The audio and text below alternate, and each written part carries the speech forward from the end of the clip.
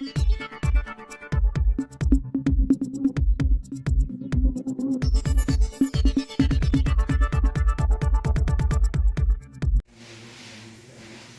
पंचक्रोशी शिक्षण प्रसारक मंडळ संचलित वऱ्हाड हायस्कूलच्या शतक महोत्सवी वर्षानिमित्त उपस्थित असणाऱ्या सर्व माझ्या पत्रकार बंधू भगिनींनो, आपलं सगळ्यांचं सहर्ष स्वागत.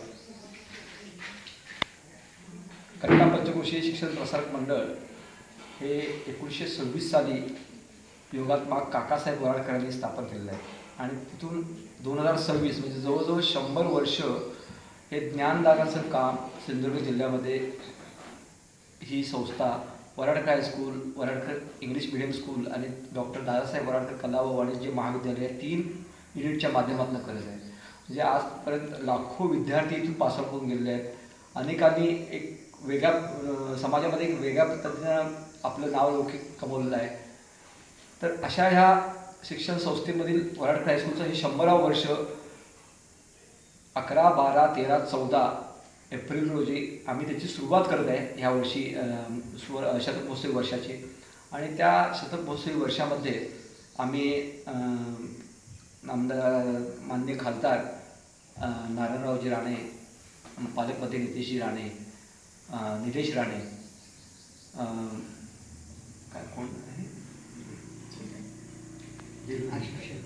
जिल्हाधिकारी हे कोण आशिष असे अनेक मान्यवर ह्याच्यामध्ये आपले उपस्थित लावणार आहेत. आणि ह्या माध्यमातून संस्थेच्या माध्यमातून 3 युनिटचे आमचे कर्मचारी आहेत, शिक्षक वर्ग आहेत, हे खूप जोमाने कामाला लागले आहेत. माझे विद्यार्थी जोमाने कामाला लागले आहेत, आम्ही सगळे जोमाने कामाला लागलेलो आहे. आणि एक वेगळ्या पद्धतीनं हा न भूतो न भविष्यती असा एक सुंदर कार्यक्रम, देखणा कार्यक्रम आपल्याला करायचा आहे. ह्या अनुषंगानं आम्ही सगळे कामाला लागलो आहे. या वर्षीपासून आम्ही नवीन एक वाढीव इमारत आम्ही त्याचं बांधकाम सुरू केलं आहे. नवीनच आणखीन एक नवीन इमारतीचं आमचं प्रयोजन आहे. आमच्या डोक्यामध्ये एक मनीषा आहे. तर त्या माध्यमातून ह्या शतक महोत्सव वर्षाच्या निमित्तानं आम्ही ह्या गोष्टीचं आम्ही हे करणार आहोत, मुहूर्तमेढ रोवली आहे आता. तर आमच्या ह्या 4 दिवसाचं ज्या पद्धतीचं जे आमचं वृत्तांकन आहे ते तुम्ही तुमच्या स्पेसिफिक तुमच्या ह्याच्यामध्ये करालच, त्याबद्दल आम्हाला दुमत नाही आहे. पण तुमचं सहकार्य असं नेहमी आम्हाला लाभू देत अशी मी तुम्हाला एक प्रामाणिक अपेक्षा मी तुमच्याकडे व्यक्त करतो आहे. आणखीन तुम्हाला थोड्या वेळात आम्ही तुमची सगळे निमंत्रण पत्रिका आणि प्रेस नोट आम्ही देऊ, त्याबद्दल वादच नाही. आणि तुम्ही आता आम्हाला काही विचारायचं तुम्ही विचारू शकता. काही गोष्टी असतात, तुम्हाला काही तुमच्या डोक्यामध्ये काही कल्पना असतील की काय आम्ही करणार आहोत किंवा काय करायचं आहे हे तुम्हाला काय माहिती पाहिजे असेल तर आम्ही देऊ शकतो. धन्यवाद. नारायण साहेबांचा दादांचा वाढदिवस असल्यामुळे पुढचे 3 दिवस ते असणार अशा उद्देशाने 11, 12, 13, 14 चालू. आणि त्यांच्या हस्ते शुभारंभ या ठिकाणी करण्याचा दुसरा एक उद्देश की आम्हाला स्थानिक विकास निधीतून बऱ्याच लोकांनी पैसे दिले होते. पण नारायण राणे उभयतांनी आम्हाला ज्यावेळी आमचा सिद्धिविनायक सभागृहाची वरची बाजू करायची होती त्यावेळी स्वतःचे खाजगीचे 5 लाख रुपये ज्यावेळी दिलेले होते. किती तारीख ती आपली 2002 मध्ये. त्यावेळी 5 लाख रुपये त्यांनी स्वतः म्हणजे स्थानिक विकास फंडातले वगैरे स्वतःचे पैसे त्यावेळी त्यांनी दिलेले होते. कुठेतरी आपण सुरुवात करताना एका चांगल्या माणसाची, आणि आमच्याकडे कसं झालं बघायचे अध्यक्ष साहेब बोलल्याप्रमाणे ह्या इमारतीचं जे काम चालू आहे त्याच्यासाठी आमचे एक माजी विद्यार्थी होते शाळेचे, चित्तरंजन जठार आणि चित्रा जठार, दोन्ही उभयता. चित्रा जठार परेलला हायस्कूलमध्ये मुख्याध्यापिका होत्या आणि चित्तरंजन जठार हे शिक्षक म्हणून काम करत होते.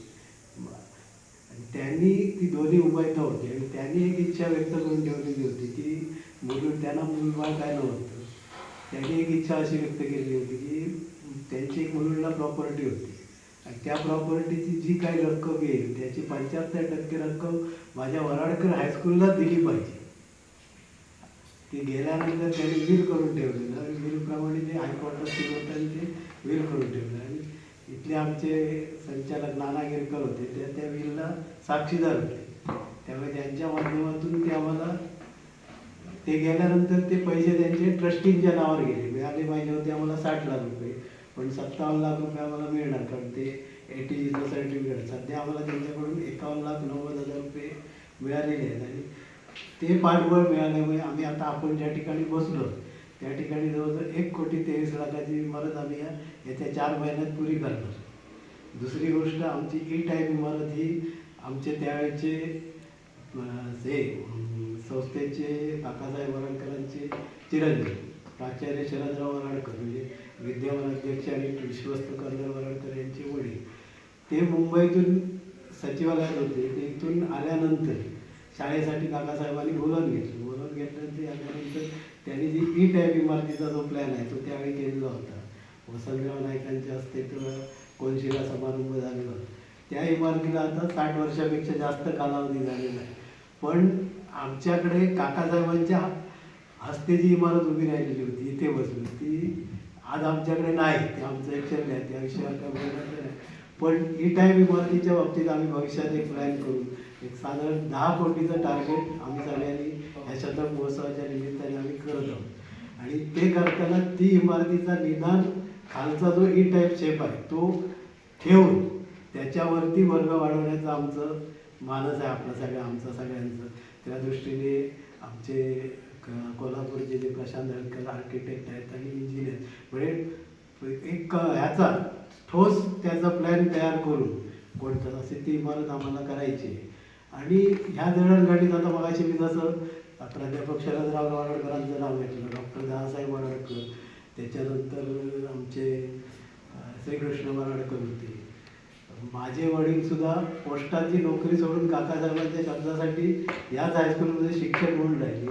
37 वर्षे हायस्कूलमध्ये शिक्षक राहिले आणि जवळजवळ 30 वर्ष सचिव आणि शालेय समिती.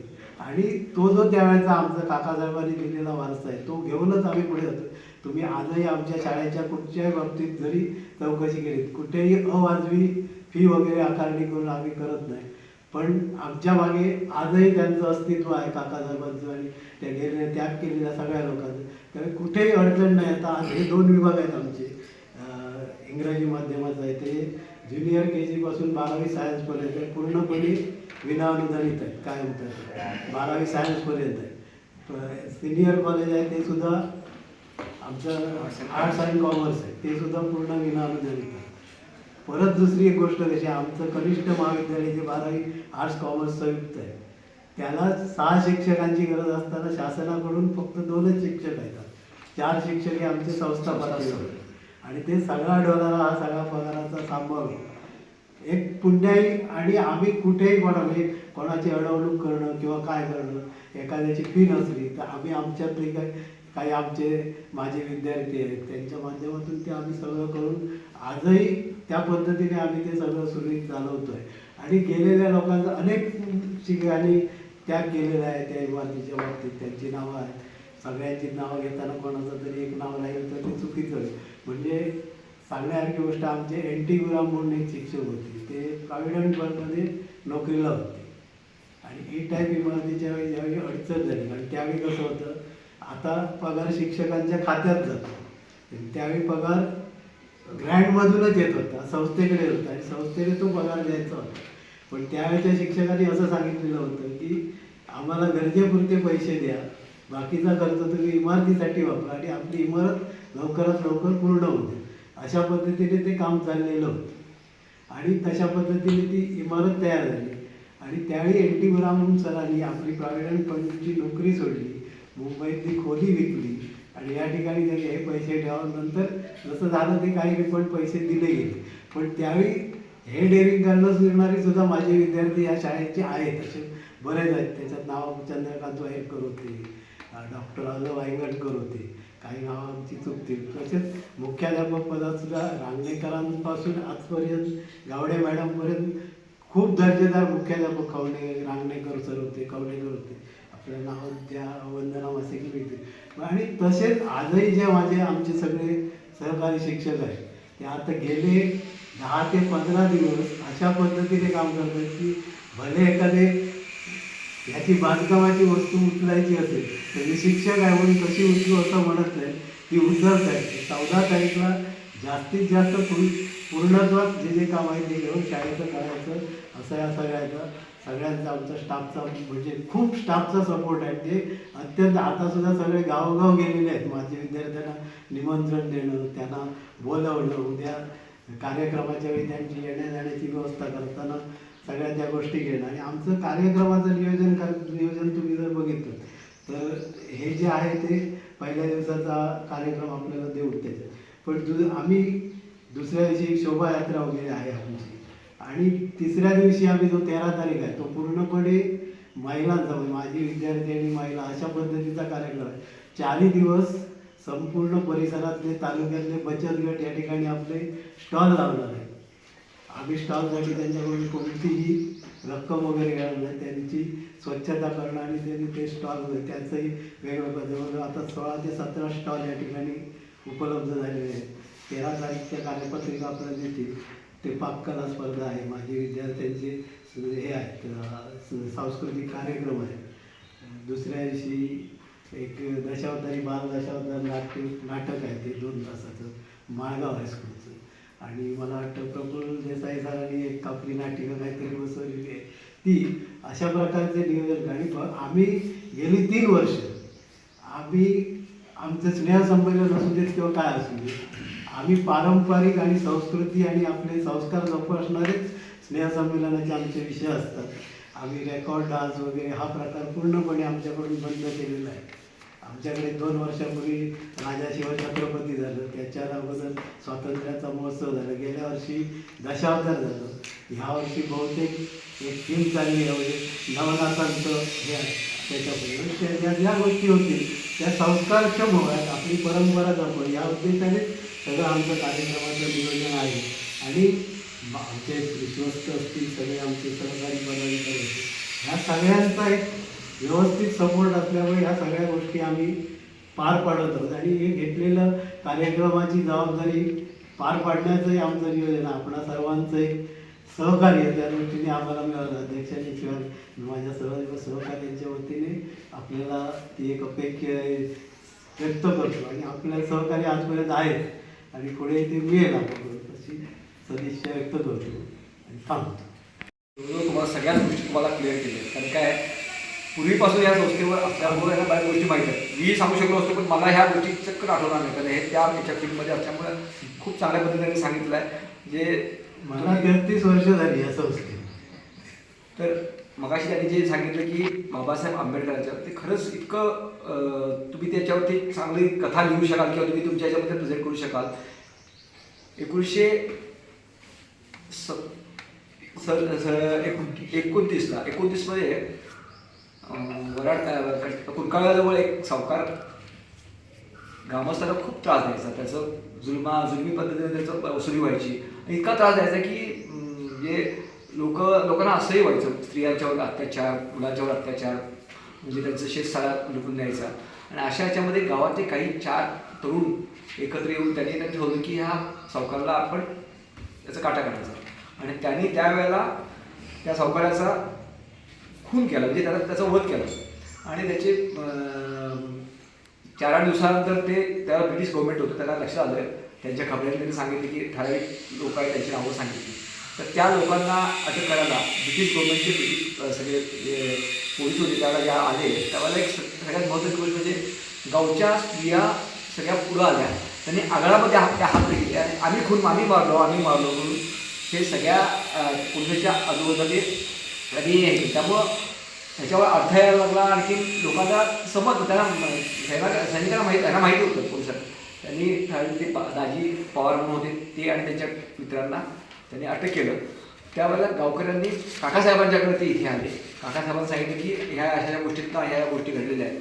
त्याला काकासाहेबांनी त्याची जबाबदारी स्वीकारून आंबेडकरांच्याकडं गेले. आंबेडकरांना आपण इन्व्हाइट केलं, तुम्ही गावी या आणि सत्य परिस्थिती जाणून घेऊन त्याच्यावरती काहीतरी आपण निर्णय घेऊया असल्याने सांगितलं.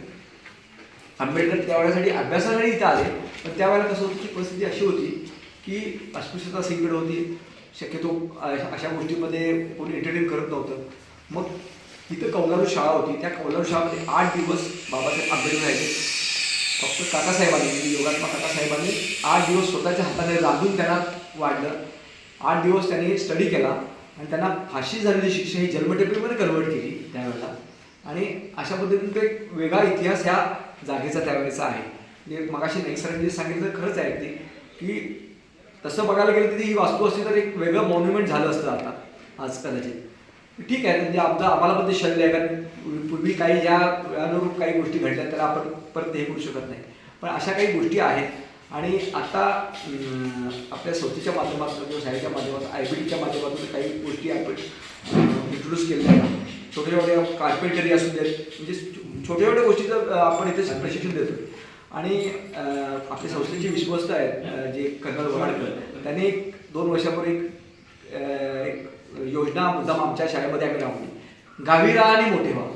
म्हणजे कसं होतंय की आपल्या गावची लोक नोकरीच्या निमित्ताने मुंबईला वगैरे जातात आणि बाहेरची लोक इथे येऊन धंदा करतायत. आणि आपण म्हणतोय तू येऊन इथे मोठं झालं, पण तुम्ही तिकडे गेलात पण तो इथे आला ना, मग तुम्ही गावी राहा आणि मोठे व्हा. अशा टाईपमध्ये एक कन्सेप्ट आम्ही रुजवतोय. त्याला चांगलं यश येताना दिसते आजकाल आम्हाला. म्हणजे अनेक मुलं स्वयंस्फूर्तीनं अशा काही गोष्टी करताना दिसत आहेत. ही खूप चांगली गोष्ट जमेची बाजू आमच्या शाळेच्या वतीनं आम्ही करतोय असं आम्हाला वाटतं. 3 वर्षामध्ये आम्हाला हे चांगलं फ्रुटफुल गोष्टी समजल्या. आता मी तुम्हाला विनंती करतो, आम्ही तुम्हाला प्रेस नोट देऊच, पण तुम्हाला काय याच्यावर आम्हाला काय विचारायचं असेल तर तुम्ही अवश्य विचारू शकता, की जेणेकरून आम्ही तुम्हाला काही गोष्टी सांगू शकतो.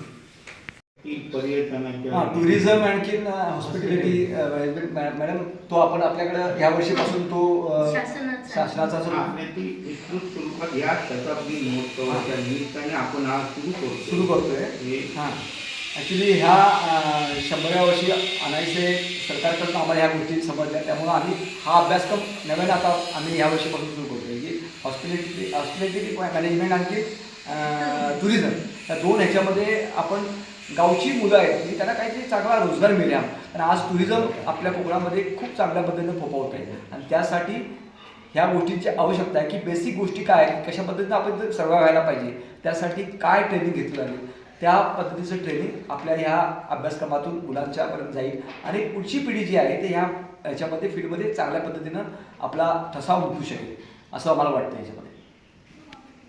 5 वर्षापूर्वी हो, आणि 5-6 वर्षापूर्वी मला असंच एक आमचं एक काय असते, आम्ही सगळे सहकार्यांचा एक चांगला आमचा गोष्ट म्हणजे आम्हाला आनंद वाटेल की असं कुठं काही चांगली गोष्ट असेल ना तर आम्ही मुद्दाम व्हिजिट करतो. आम्ही स्वतःचं पेट्रोल काढून गाडी करून आम्ही जातो, तिथं काय चाललं ते बघतो, कारण ती आमच्याकडे राबवताना योग्य होईल. असंच 5-6 वर्षापूर्वी मला एक निनावी फोन आला की असं आहे, आणखीन ही तुमच्याकडे योजना तुम्ही राबवताय का बघा. तर ठीक आहे म्हटलं, मग माझ्या सहकार्याला मी घेतलं आणि आम्ही दाभोळ हायस्कूलला आम्ही गेलो. दाभोळ हायस्कूलमध्ये त्यांच्याकडे ते IBTचा एक प्रकल्प राबवत होते की त्याच्यामध्ये सगळ्या गोष्टी पुण्याची एक कॉस्ट टू कनेक्ट ही संस्था आहे, त्या संस्थेच्या माध्यमातून ही ॲक्च्युली हां, तर त्यांनी तिथं आम्ही ते बघितलं. आम्हाला खूप चांगलं वाटलं की ह्या मुलांना एक बेसिक नॉलेज येण्यासाठी ही खूप उपयोगी होईल. म्हणून आम्ही स्वतः संस्थेने इन्व्हेस्ट करून 5.5 लाख रुपये आम्ही स्वतः इन्व्हेस्ट करून ते मटेरियल आणून त्यांच्याशी आम्ही कनेक्ट झालो. आणि त्या कॉस्ट टू कनेक्टच्या उगम ह्या संस्थेच्या माध्यमातून आम्ही गेले 3-4 वर्ष ही सेवा जी देतोय त्यातून अनेक चांगले विद्यार्थी घडत आहेत. हे आमच्यासाठी खूप अभिमानाची गोष्ट आहे, कारण अशा गोष्टी घडणं, कोकणामध्ये इतकं चांगलं टॅलेंट आहे ते कसं वरती येईल यासाठी आम्ही सगळेजण प्रयत्न करतो आणि त्याला एक चांगलं यश येतं. आणि ह्या 100व्या वर्षी इथून पुढं अजूनही आम्हाला चांगले काही ॲक्टिव्हिटीज असतील त्या आम्हाला राबवायच्या आहेत. जसं टुरिझमचं आणखी आहे हे ह्या वर्षीपासून आम्ही राबवू. अशा अनेक योजना आम्ही भविष्यामध्ये राबवतो. शाळेचा निकाल सतत 100% लागतो. 3 युनिटचा, 10वीचा असू दे, 10वी इंग्लिश मिडियम असू देत, मराठी मिडियम असू देत, 11वी 12वी सायन्स, ह्या 3 युनिटचा निकाल आपला 100% लागतो. आणि 3 वर्षापूर्वी एक सगळ्यात भूषणावह गोष्ट अशी झाली की आमच्या इंग्लिश मिडियमचा एक विद्यार्थी भारतामध्ये 13वा आणि महाराष्ट्रामध्ये पहिला आला होता मेडिकलमध्ये, नीटमध्ये.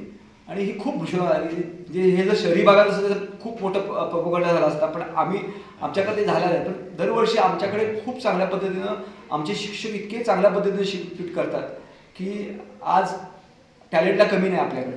त्या मुलांना घडवायचं काम आमचे शिक्षक करतात, याचा आम्हाला सगळ्यांना अभिमान आहे. आणि ह्या 100% निकालामुळं आमच्याकडून गावच्या लोकांच्या किंवा या परिसरातील लोकांच्या अपेक्षा पण खूप वाढल्या की दरवर्षी इतक्या चांगल्या पद्धतीने आमचे शिक्षक मेहनत घेत आहेत, त्याला फळ चांगलं येते. आणि हे आता कसं आहे की तुमच्याकडे जे पत्रकार आहेत प्रफुल्ल देसाई हे देखील आमच्याकडे काही पार्ट टाईम काम करत आहेत. त्यांनी देखील खूप चांगलं मेहनत घेतात. नाटक बसवणं किंवा काही गोष्टी याच्यामध्ये ते खूप चांगल्या पद्धतीने सहकार्य देत असतात. आणि तिन्ही युनिटचे आमचे जे इंचार्ज आहेत म्हणजे आमच्या गावडे मॅडम असतील, नाईक सर असतील आणि गिराशी सर, हे तिन्ही देखील पर्सनली शिक्षकांशी संवाद साधत असतात. आणि आमच्याकडं आमचं मॅनेजमेंट महिन्यातून एक सभा आमच्या सर्व शिक्षकांच्या बरोबर आमची कॉमन असते, ठरली असते. तिथं शिक्षकांचे काही प्रॉब्लेम्स असतील किंवा त्यांची काही समस्या असतील त्याच्यावरती आम्हाला निराकरण करायला सोयीचं होते. जसं मॅडम त्याच्या पद्धतीने किंवा हे सगळे त्याच्या पद्धतीने करतात, पण मॅनेजमेंट देखील त्या पद्धतीनं आमचं इन्व्हॉल्वमेंट असतं आणि परिसर कसा चांगल्या पद्धतीनं एक नावलौकिकाला यावं ह्यासाठी आमचे सगळ्यांचे प्रयत्न असतात. आमचं डॉक्टर दादासाहेब बोराडकर कला वाणिज्य महाविद्यालय हे कॉलेज 2008मध्ये सुरू झालेलं आहे आणि आज तागायत आर्ट्स कला आणि वाणिज्य हे 2 शाखा आमच्याकडे कार्यरत आहेत. सुरुवातीला मुलं आमची कमी होती, पण आता ही मुलं 250च्या घरामध्ये पोचली आहेत. आपल्या पंचकृषीचा विचार केला तर अनेक सिनियर कॉलेज या ठिकाणी वावरतात. त्याच्यामध्ये आमचं एक छोटंसं कॉलेज या ठिकाणी गेली 17 वर्ष या ठिकाणी उत्तमरित्या काम करते. सरांनी सांगितल्याप्रमाणे 100% निकाल तर आमचा आहेच, पण त्याचबरोबर ज्यावेळी वराडकर हायस्कूल सुरू झालं, वराडकर हायस्कूल नंतर ज्युनियर कॉलेज झालं, त्यानंतर इंग्लिश मिडियमची आवश्यकता होती, इंग्लिश मिडियम झालं आणि इथल्या कट्ट्यावरच्या पंचकृषीमधल्या मुलांना उच्च शिक्षण मिळावं म्हणून 2008मध्ये हे आमचं डॉक्टर दादासाहेब बोराडकर कला वाणिज्य महाविद्यालय या ठिकाणी छोट्याशा गावामध्ये या ठिकाणी सुरू झालेलं आहे. आज बघितलात तर इथली मुलं अनेक प्रकारे नोकरीमध्ये म्हणजे प्रशासकीय नोकरी असेल, शासकीय नोकरी असेल किंवा अन्य अनेक पदांवरती काम करताना दिसत आहे आणि हे आमच्या या महाविद्यालयाचं भूषवळ आहे. तसंच या ठिकाणी आता नुसतं आम्ही या कला वाणिज्य करता म्हणजे TY पर्यंत शिक्षणावर अवलंबून राहिलो नाहीये, तर आता गेल्या वर्षी अशी एक बाब झाली की मुंबई विद्यापीठाचे आयडॉलचे आपल्याकडे मास्टर डिग्रीचे काही कोर्सेस जे आहेत त्याला मान्यता मिळाली आणि त्याची सुरुवात याच शतक 900 वर्षामध्ये या वर्षीपासून होत आहे. याच्यामध्ये MA मराठी असेल, MA इतिहास, MA अर्थशास्त्र, MA सायकोलॉजी, MA सोशलॉजी असे अनेक विषय जे आयडॉल मुंबई विद्यापीठाने आपल्याला दिलेले आहेत त्याची सुरुवात आमच्याकडे यावर्षीपासून होत आहे. आणि योगायोगाने कालच अशी विषय आला की आपल्या या सेंटरसाठी देखील विद्यापीठाने आमच्याशी पत्रव्यवहार सुरू केला आहे आणि त्याचं सेंटर देखील परीक्षेचं आमच्याकडे या ठिकाणी यावर्षीपासून सुरू होईल. असं हे पूर्णतः आमचं हे विनाअनुदानित चाललेलं हे कॉलेज आहे. हे कॉलेज जरी विनाअनुदानित असलं तरी सुद्धा आमचे सर्व विद्यार्थी हे या जिल्हा स्तरापासून तर विद्यापीठ स्तर असो, नॅशनल स्तर असो, इंटरनॅशनल स्तर असो इथपर्यंत जाऊन आपले या कलागुण साजरे करत असतात.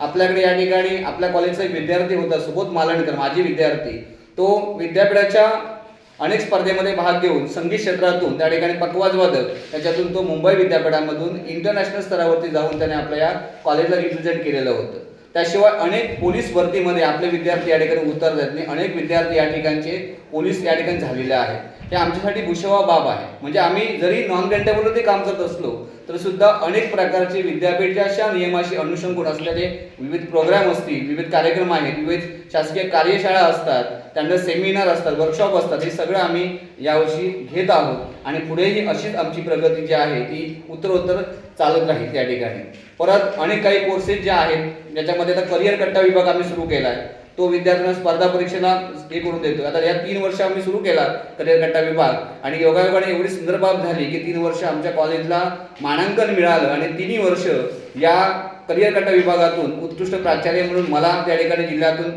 माझा नंबर आला. त्याशिवाय माझ्या सहकारी जे स्टाफ मेंबर आहेत त्यांचाही त्या ठिकाणी गौरव झाला. शेवटी आमचा गौरव झाला काय म्हणजे आमच्या कॉलेजचं नाव त्या ठिकाणी आलं. म्हणजे ही उल्लेखनीय बाब जी आहे ती आमच्या कॉलेजच्या माध्यमातून घडते. त्याशिवाय आमच्या विभागाकडे NSS विभाग आहे जो सोशल आमचं वर्क करतो. त्याशिवाय DLLB विभाग या ठिकाणी काम करतोय. सांस्कृतिक युवा महोत्सवमधून आम्ही आमच्या मुलांना त्यांच्या कलागुणांना वाव देण्याचं काम करतोय. त्याशिवाय क्रीडा स्पर्धा असतील असे अनेक त्या ठिकाणी उपक्रम जे आहेत ते आम्ही या नाविन्यपूर्ण उपक्रम या आमच्या मुलांसाठी घेण्याचा प्रयत्न करतोय. याच्यामध्ये आणि आम्हाला भर घालायची आहे ती की आणि मुलांसाठी स्पर्धा परीक्षेच्या माध्यमातून आम्ही काम करता अनेक काही शासकीय उपक्रम याच्याशिवाय आणि काही सुरू करता येतील का, त्याशिवाय काही कोर्सेस सुरू करता येतील का याचाही अभ्यास आमचा भविष्यकालीन चालू असेल आणि भविष्यात नक्कीच याच्यापेक्षा पुढे जाऊन आम्ही उल्लेखनीय या ठिकाणी कामगिरी करू.